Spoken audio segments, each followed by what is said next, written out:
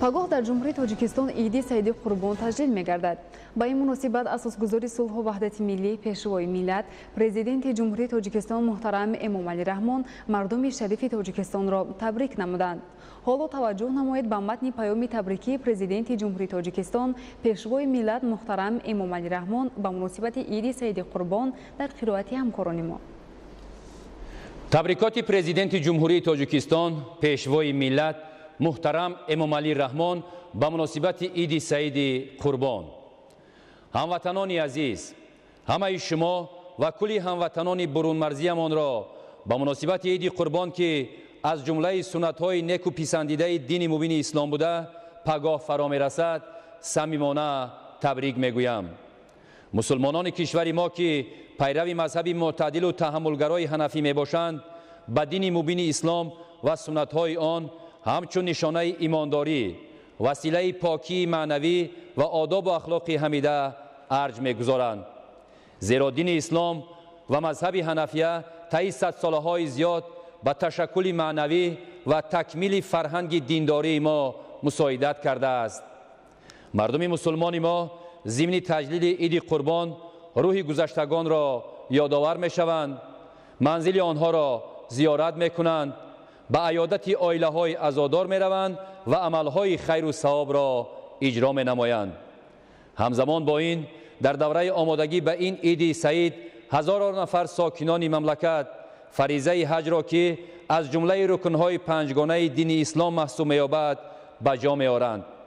باور دارم که حاجیان ما بعد به وطن برگشتن به جای آراستن دسترخوان و تشکیل کردن معرکه‌های نمایشکارانه به انجام دادن اعمال ثواب از جمله کارهای آبادانی، تعلیم و تربیت فرزندان و کمک به محتاجان بیشتر مشغول شده کوشش میکنند که در این جاده نمونه عبرت دیگران باشند.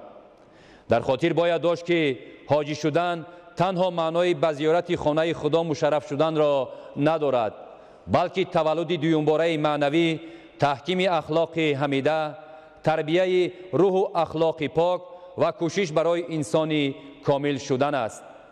بسیار مهم است که در دایره برگزار نمودن عید قربان باید ارزش‌های نیک انسانی و معنوی از قبیل رفتار و کردار و اعمال نیک، دوستی و رفاقت، سازندگی و آبادکاری، آموزش علم و معرفت، تحملگرایی و پاکی زبان و دیگر خصلت‌های حمیده باید منتظم تلقین کرده شوند.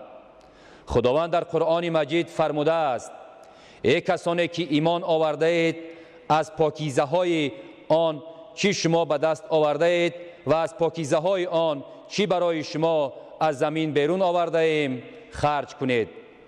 اطمینان دارم که شخصان همت بلند و سخاوت پیشه طبق فرموده های خداوند متعال در این روز مبارک دست خیر و سخا و کمک و دستگیری خود را از یتیمان و معیوبان، بی‌پرستاران و محتاجان و عائله های کم بضاعت دریغ نمی‌دارند و با همین را صاحب ثواب زیاد می‌گردند.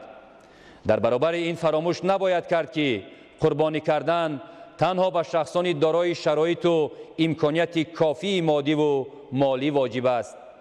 کسانی که امکانیت اجرای چنین عمل را ندارند می‌توانند با مناسبت نرم انسانی و آداب و اخلاق حسنه از ثواب و برکت عید قربان بهره‌ور شوند.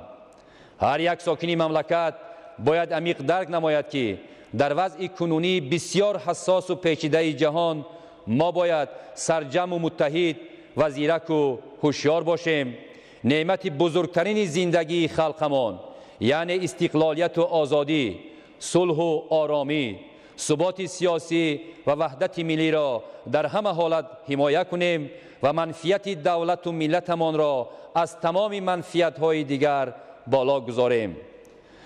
پدر و مادران، استادان و آموزگاران، اهل ضیا، خادمان دین و هر یک فردی وطن دوست و سالم فکر وظیفه دارند که گرایش نورسان و جوانان را به هر گونه گروه و حرکت‌های افراطی پیشگیری کنند. امروز دولت و حکومت تاجیکستان برای هر یک فرد جامعه تمام شرایط و امکانیت‌ها را فراهم آورده است که به خاطر بهتر گردانیدن سطح نیک و احوالی خود، پیشرفت دولت و آبادی وطن محبوبمان صافدلانه زحمت کشیده در تامین حیات آسوده ساکنان مملکت فعالانه اشتراک نماید و در این امر خیر سهم وطن دوستانه خویش را گذارد. اطمینان دارم که مردم شریف تاجیکستان در برابر اجرای مراسم دینی و مذهبی از جمله ادای مناسک حج و تجلیل عید قربان در راه تربیت اخلاقی جوانان و نورسان به راه درست هدایت کردن آنها و وسعت بخشیدن به کارهای سازندگی و آبادانی کشور عزیزمان سعی و تلاشی بیشتر میکنند.